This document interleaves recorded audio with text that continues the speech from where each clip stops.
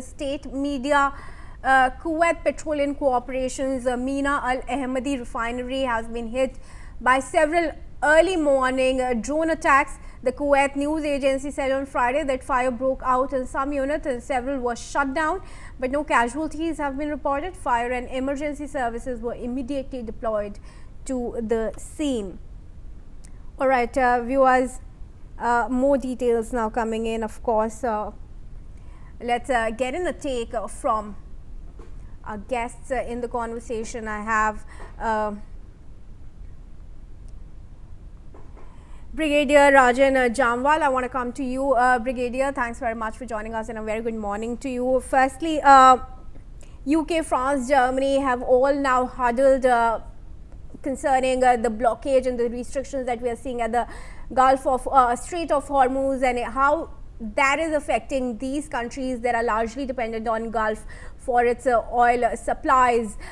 Do you see any result coming out of that joint effort? You see, like the ambassador said, the both sides' positions are so hardened. I mean, US has stated obviously that they want unconditional surrender of Iran. The conditions Iran has put out again amount to unconditional surrender by the US. Repatriations, they will not accept anything. So both positions are poles apart, and there is absolutely no middle ground. This thing. Now, the Europe and America. It is certainly not America's war. America was, I'm saying that America was roped in by the Israel with whatever pressures or lobbies they have. America was roped in. America has enough oil of its own.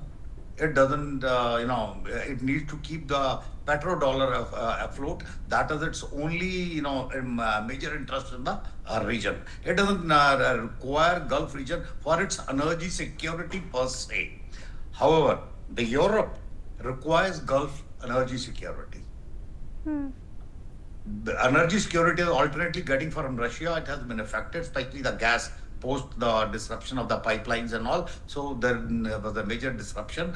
It is dependent. So that is why Europe also admitting that it is not their war, but since they are going to get through energy crisis, it is coming on board for things like opening of the Strait of Hormuz.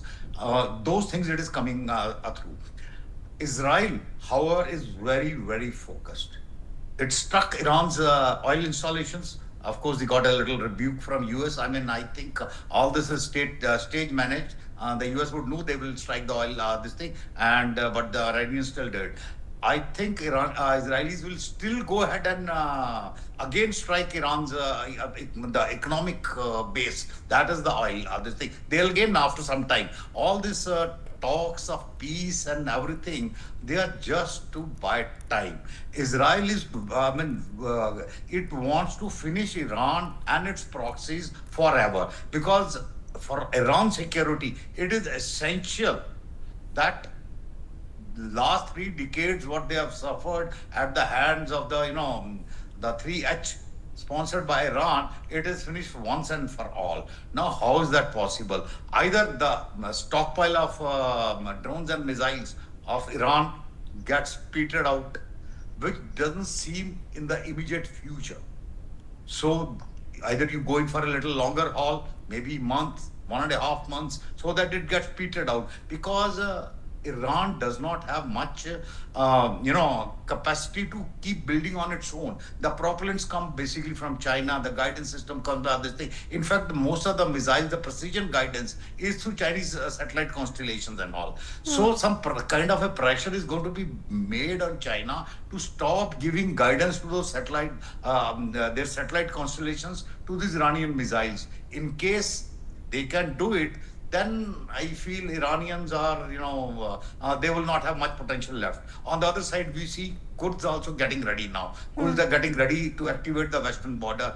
There were reports yesterday and day before, heavy mobilization among the Kurds. Obviously, the mobilization is sponsored and financed by the US. There is absolutely no doubt about it. Plus, the US would also try the other weak points the Iranians have, whether it's their internal chaos or their other enemies they have around them. Iran on its part have not only the 3H, it has got some resistance groups even in Iraq and other places. Now, all these have been activated at once. On the geopolitical scale, I can see UAE and Saudi Arabia in one corner. They want to actually join the fight. I mean, against this thing, because they are the ones who are now thinking of this thing. And the way this various statements and of intent are coming out, they are almost ready to join the fight against Iran.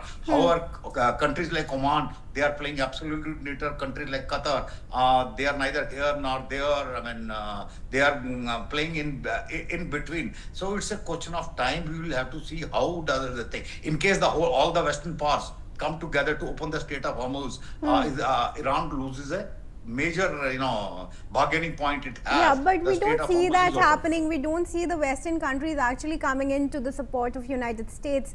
Brigadier, stay on with me. I will continue this.